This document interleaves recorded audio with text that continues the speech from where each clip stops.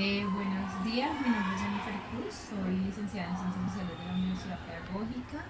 Actualmente trabajo en el Colegio Orlando Higuita Rojas como docente de Ciencias Sociales y Ética. Bueno, muchas gracias, profesora Jennifer, por acceder a esta entrevista. Entonces tenemos una serie de preguntas que viene relacionada con las políticas educativas del país. ¿A usted qué decreto la rige en este momento? El 1278. Bueno, muy bien. Entonces la primera pregunta, profe Jennifer, es, en su opinión personal, ¿cuál es la diferencia básica entre los dos estatutos de los docentes del Estado? Hay bastantes diferencias. Una es, por ejemplo, en términos de la pensión. Entonces, los compañeros del 2277 tienen acceso a una pensión de gracia a los 20 años de labor. Es decir, que ellos podrían tener dos pensiones. Nosotros no tenemos esa pensión. Aunque ahorita hace poco reformaron la de ellos, quitándoles unos factores salariales también para ir reduciendo esos derechos que fueron adquiridos pues a través de la lucha organizada de los maestros. Y la otra es en términos de la forma de ascender, por ejemplo, en términos salariales. Nosotros tenemos que ser evaluados anualmente, ellos no, nos evalúa el rector. Y además de eso tenemos que presentar una prueba que es a través de un video para que nos evalúen unos pares evaluadores bajo unos criterios específicos para ver si podemos ascender en el escalafón. Aquí hay una brecha entre salarios, por ejemplo, nosotros del 1278, el 3D con doctorado está como ya casi 7 millones. Y ellos, el escalafón 14, que es el máximo, está como en 4 millones. Claro, uno diría, no, entonces es mejor ser 1278, pero el tema es que quien alcanza ese escalafón es un porcentaje muy mínimo. La mayoría de docentes se encuentran en el escalafón 2A, 2B, máximo 2D. Y para pasar de ahí allá el escalafón tercero en el 1278, pues siempre se ponen trabas. Entonces hemos tenido dificultades, por ejemplo, en los mecanismos de ascenso. Entonces que no, que el examen, que luego ahora este video que lo que hace es volver como mucho más engorroso el tema y además pues generó un negocio increíble alrededor de eso, que los señores que hacen los videos, que las empresas que subcontratan, que los pares evaluadores, luego que el curso, y a nosotros nos toca pagar la mayoría de ese proceso. Muchas gracias por su respuesta. Profesora Jennifer, ¿cuál es la repercusión del decreto 2277, el antiguo, en la labor docente actual? Bueno, yo soy del 1278, entonces me siento un poquito como abusiva hablando del tema. Los compañeros del 2277 son hijos del movimiento pedagógico, un movimiento muy fuerte en términos de defensa de los derechos, no solamente laborales de los docentes, sino también en términos de proyecto pedagógico de los estudiantes. Entonces, hay unos procesos muy interesantes como en concordancia con los derechos que se ganaron, hubo un avance en términos de calidad educativa. No obstante, la política educativa o el sistema educativo de nuestro país es un sistema que nos encierra, es un sistema que uno entra pues con todas las ganas de transformar, de hacer 55.000 cosas y nos choca y todo el tiempo nos pone obstáculos, no nos da recursos, nos impide cosas, cada vez nos meten más niños a los salones. Entonces yo siento que hay una calidad de maestros increíbles en nuestro magisterio, pero como el sistema educativo está pensado no para tener una gran calidad educativa, entonces eso en muchas ocasiones se ve truncado. Los maestros del 2277 pues son maestros consecuentes, hay de muchísimas edades, generalmente piensan que los maestros del 2277 ya son los viejitos, no sé qué, no necesariamente, entonces también hay unos procesos valiosos allí. Bueno, muchas gracias por su opinión.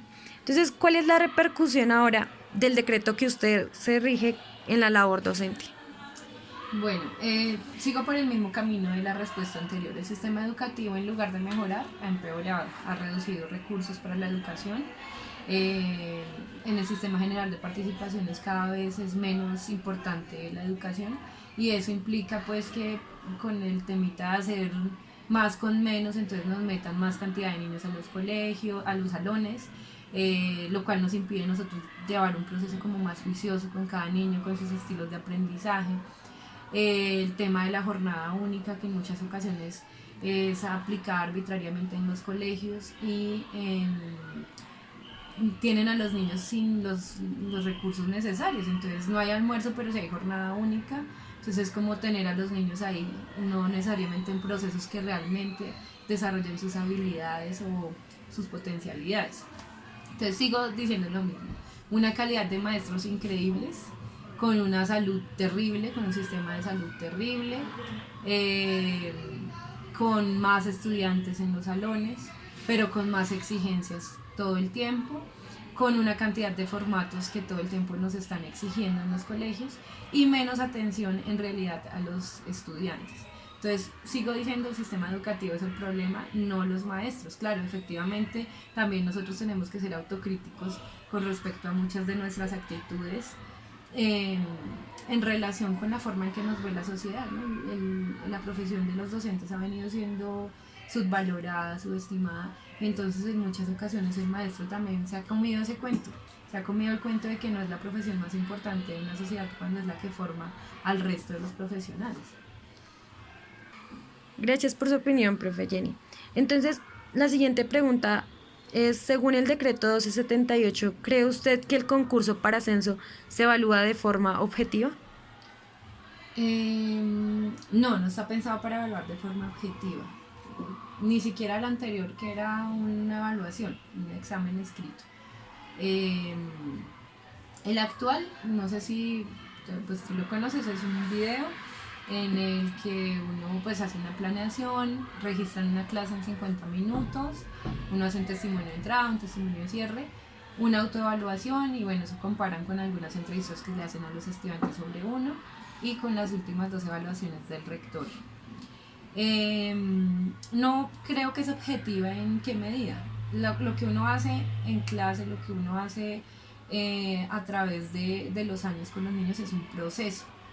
Y un proceso no puede ser registrado en 50 minutos, menos frente a una cámara cuando la mayoría de niños se ponen súper nerviosos, los profesores están nerviosos, es una clase recontra ultra preparada que se ve obstaculizada por el tema de los nervios, por la carga emocional, por la carga laboral, bueno, una cantidad de cosas. Entonces, bueno, por ese lado siento que no es objetivo, porque no puede registrar la riqueza de los procesos que hacen los profesores. De otro lado, los profes no necesariamente son histriónicos, hay gente que está negada para una cámara. ¿Cómo van a hablar una persona que no puede enfrentarse a este tipo de situaciones? Hace, lamentablemente, la semana pasada en Antioquia, una profe hace su examen hoy y al día siguiente muere de un infarto. Entonces, no, es una presión innecesaria. Hay unas formas de evaluar muy objetivas que no están siendo contempladas acá. ¿Qué propone el sindicato? El sindicato propone, bueno, tiempo de servicio, producción académica, entonces artículos que sean publicados en revistas pedagógicas a partir de la investigación, y estudios. ¿Qué más que el certificado de una universidad de maestría y doctorado para hacer objetivo que este profesor está preparado? Ahora, ese poder que se le da a los rectores, que en ocasiones actúan como reyesuelos para evaluar al profesor subjetivamente. Entonces se supone que hay unos acuerdos, pero en muchos casos esos acuerdos no son respetados y terminan siendo los profesores evaluados por, digamos, si es simpático o no para el rector. Entonces no tiene nada de objetivo esa evaluación. Gracias. En la siguiente pregunta nos menciona, en su labor como docente, profe Jenny, ¿cómo ha sido su proceso para acceder al escalafón? Bueno, yo me gradué en el año 2011 y ese mismo año ingresé al sector privado. En el sector privado uno escalafona por tiempo de servicio cada 3 años, entonces uno va, solicita el escalafón séptimo en la secretaría y allí cada 3 años puede ir a pedir que le vayan subiendo, pues más o menos como el 2277 el registro, pero obviamente sin ninguno de esos derechos lo que tienen en el sector privado. Pagan muchísimo menos en el sector privado, bueno, no en todo el sector privado, pero es mucho más la carga laboral, la exigencia, la negación de derechos en el sector privado que en el público. Luego, hace 5 años ya, 5 años ingresé al público, al distrito, inicialmente como profesora provisional. Ahí entré entonces en el Calafón 2A, que es el menor para los profesionales y para los licenciados. Y estaba cursando la maestría. Entonces hay una manera bueno, yo termino la maestría antes de ingresar, de terminar mi periodo de prueba, y entonces entro en el escalafón 3A, afortunadamente, porque si no hubiese tenido que pasar por todo este 2A, 2B, 2C, 2D. Entonces, pues afortunadamente, porque fui juiciosa y terminé antes la maestría, entonces pude ingresar, pero en realidad es un porcentaje mínimo los que están de 3 en adelante. Bueno, muchas gracias. Tocando el tema de los provisionales, profe Jennifer, cómo es esto? ¿Cómo son las condiciones de estas personas? Bueno, las condiciones de los provisionales son bastante lamentables. ¿En qué medida? Bueno, uno son, por ejemplo, aquel día llegó una profe provisional que le salió como la vacante el 3 de mayo y llegó como el 15 de mayo. No, mentiras. El 3 de mayo llegó como el 15 para venir a trabajar unos días antes de las vacaciones. Ahí le cortan el contrato, no le pagan ese tiempo, y después a la otra profe, que es la que está cubriendo la incapacidad, ella se le vence el 27, entonces queda en el limbo para ver si se le renueva o no se le renueva. Entonces, a estas personas, por ejemplo, cada vez que uno ingresa a la secretaría, le hacen un descuento como de 700.000 pesos del sueldo para ser ingresado al Fondo Nacional Magisterial, que es el de la salud y la pensión. Entonces ellos tienen como un tiempo, creo que es como un mes, que si no están contratados les vuelven a descontar. Entonces eso por un lado es terrible, es una inestabilidad tenaz. De otro lado, en los colegios, pues como tienen la necesidad y la dependencia, pues entonces a estas personas las ponen a hacer otras cosas. Conozco colegios donde, por ejemplo, los pusieron a pagar el paro sin deberlo, solamente porque del rector, por ejemplo, depende que ellos continúen o no. De la misma manera que pasa con los profesores de proyectos como media, o peor aún, esa subcontratación que le hacen a las personas del IDRD, en los que los pueden dejar muchísimos meses sin trabajo. Y hay otra modalidad de contratación provisional que es un poco más estable, que es la que hacen a través del Banco de la Excelencia, que es en la modalidad definitiva. Entonces, si se acaba acá, entonces te mandan a otro lado y solamente se te acaba el contrato cuando ya no necesiten en ningún lado. Muchas gracias, profe Jennifer, por su información. La siguiente pregunta dice, ¿cree usted que la participación del sector educativo frente a la política educativa del país tiene el mismo protagonismo que unos 20 años atrás? No, yo creo que seguimos siendo muy importantes, un sector muy, muy importante, en la medida en que, primero, pues nomás en Bogotá somos como 36.000 maestros, contando también los provisionales, solo del sector público. Esos 36.000 maestros, la mayoría son personas que participan activamente en el sindicato, entonces que todo el tiempo participan en movilizaciones, en manifestaciones de varios tipos para exigir especialmente una calidad educativa, que haya más presupuesto para la educación, en fin, participación en el sistema general de participaciones, valga la redundancia. No obstante, los gobiernos han venido siendo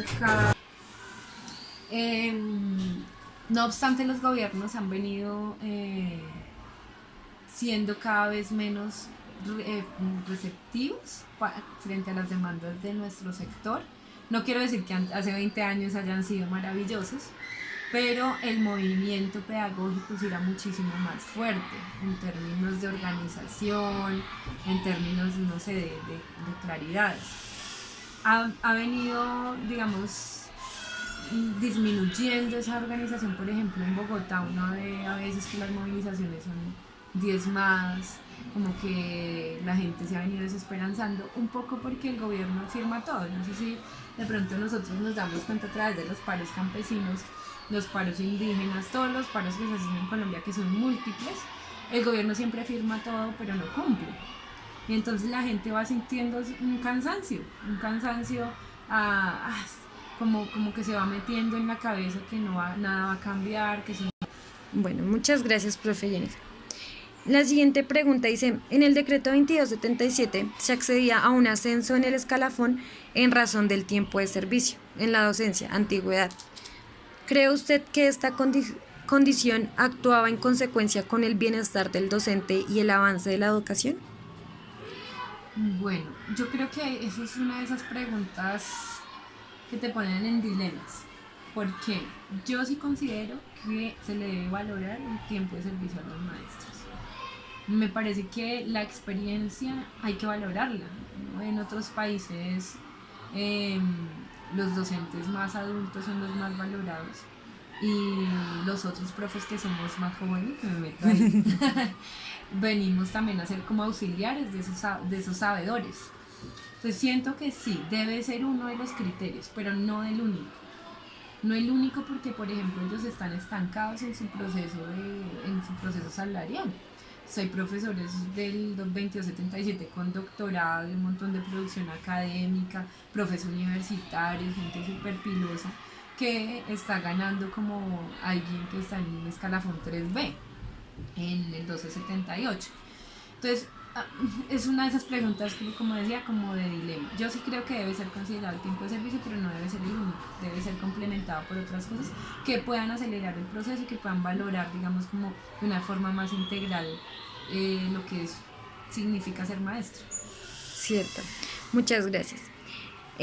Bueno, entonces, en su opinión, en las condiciones de ingreso al distrito, ¿sí se evalúan las actitudes, las experiencias, las relaciones interpersonales mencionadas por este decreto, el actual? Yo creo que una de las cosas más difíciles es evaluar a los docentes, porque como te decía, somos muchísimos, somos miles. Y por otro lado, yo sí siento que esas evaluaciones que nos hacen para el ingreso se quedan cortas.